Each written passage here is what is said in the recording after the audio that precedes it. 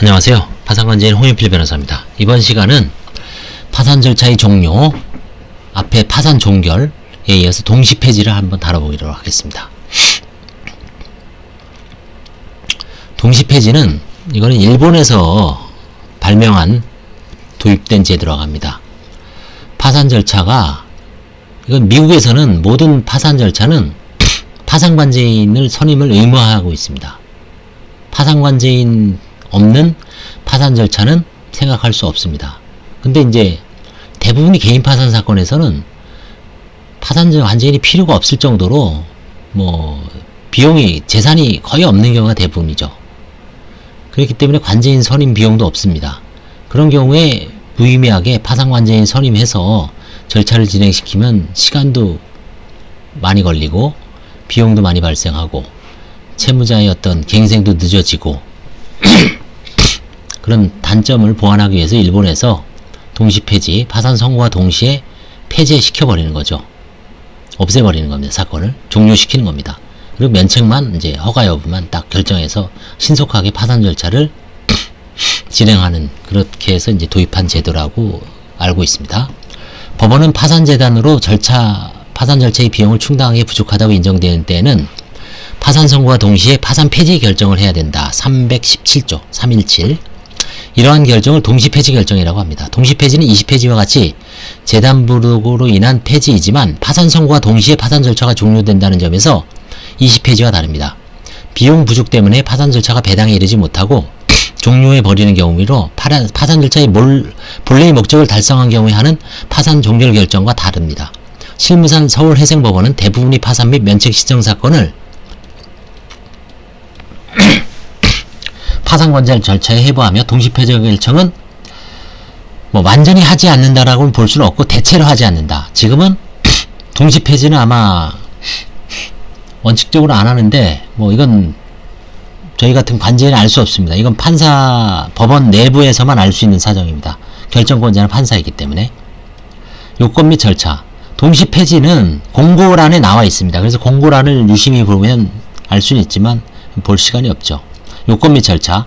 동시폐지 요건은 파산재단으로 파산 절차의 비용을 충당하게 부족하다고 인정돼야 합니다. 317조 제1항. 그러므로 파산 절차의 비용을 충당하기에 충분한 금액을 미리 납부한 때는 동시폐지 결정을 하지 못합니다. 318조. 동시폐지 결정은 법원이 직권으로 합니다. 채무자에게 신청권이 없습니다.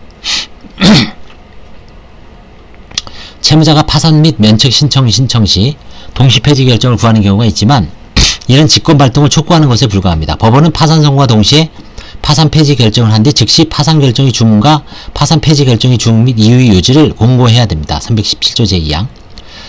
동시 폐지 결정에 대해서는 즉시 항고를 할 수 있으나 집행정지 효력이 없습니다. 317조 제3사항.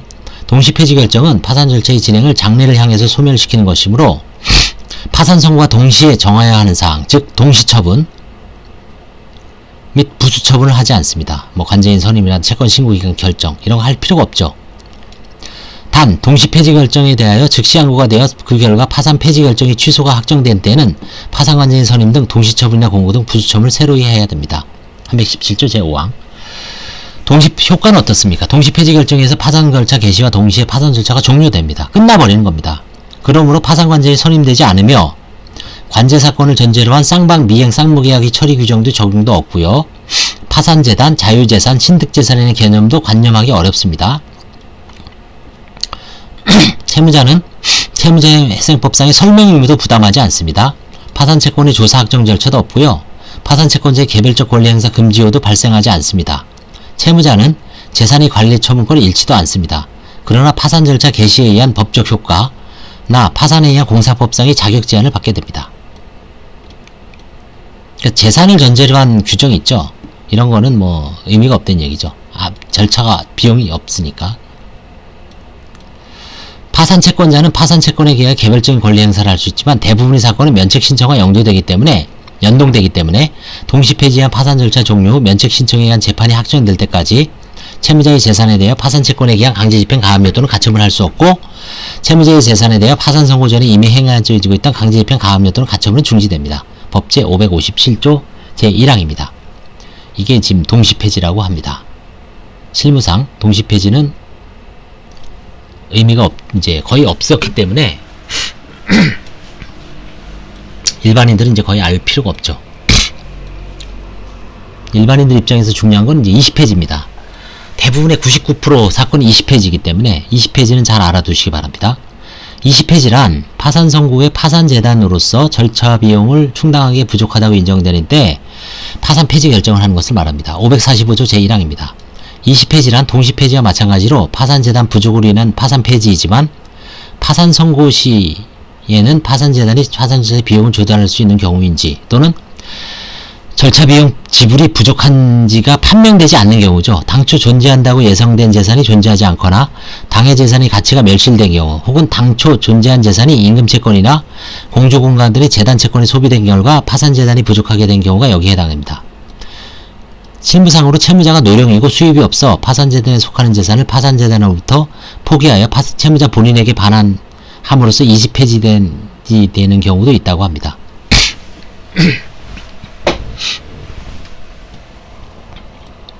결국 이제 관제인이 조사를 하는 거예요.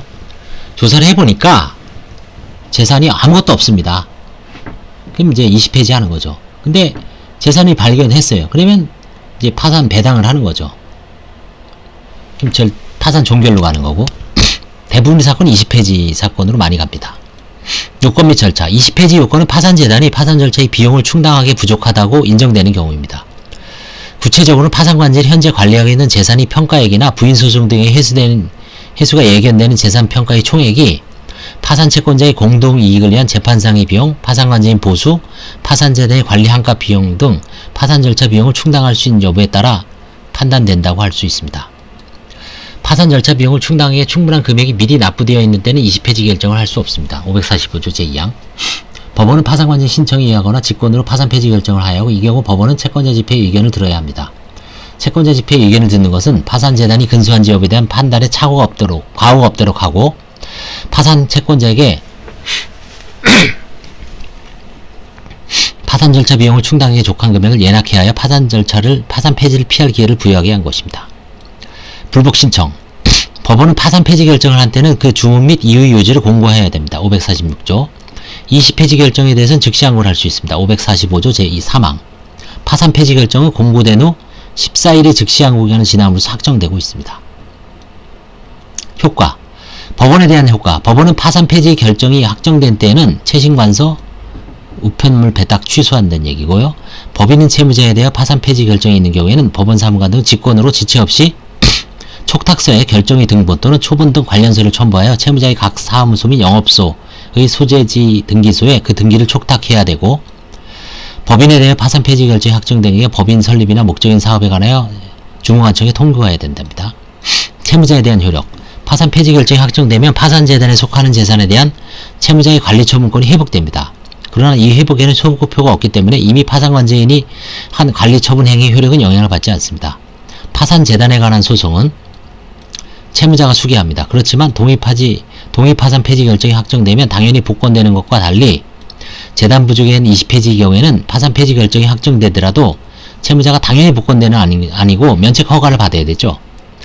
변제 그 밖의 방법으로 파산 채권자는 채무의 전부에 관하여 책임을 면한 것을 전제로 복권 신청을 함으로써 비로소 복권이 인정됩니다.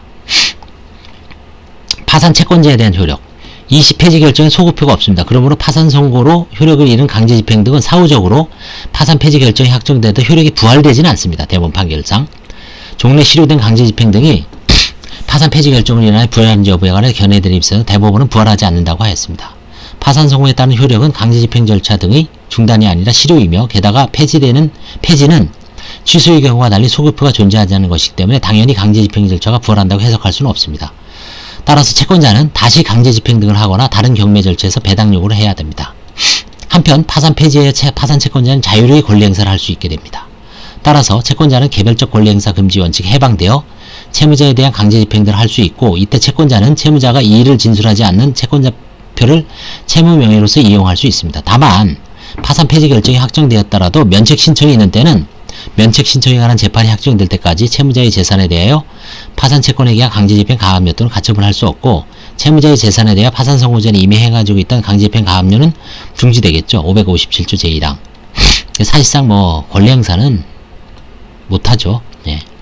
파산관진에 대한 효과는 어떨까요? 파산 폐지 결정이 확정되면 파산관진의 지위 및 임무는 종료됩니다. 그러므로 파산관진은 파산채권자의 만족을 위하여 수행한 일체의 행위를 중지해야 됩니다. 부인소송에서 관제인이 승소를 하였더라도 파산관제의 지위 및 임무가 종료된 이상 강제 집행을 할 수 없고 채무자가 급한 것을 받았던 상대방에게 그 반환을 요구할 수도 없습니다. 그렇지만 파산관제인이 급박한 사정이 있는 때는 임무가 종료하였더라도 채무자가 재산을 관리할 수 있을 때까지 필요한 처분을 해야 되고 법 366조입니다.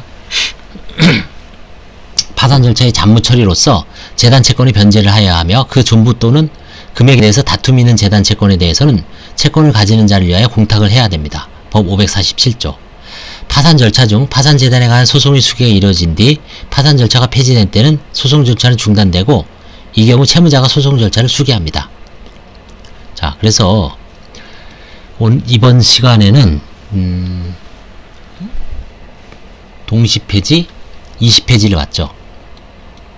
다음에 이제 동의폐지가 있는데 동의폐지는 개인 파산에서는 거의 흔치 않는 사건이기 때문에 다음에 한 번 더 보도록 하겠습니다. 오늘 여기까지 하겠습니다. 동시폐지하고 20폐지를 끝내도록 하겠습니다. 감사합니다.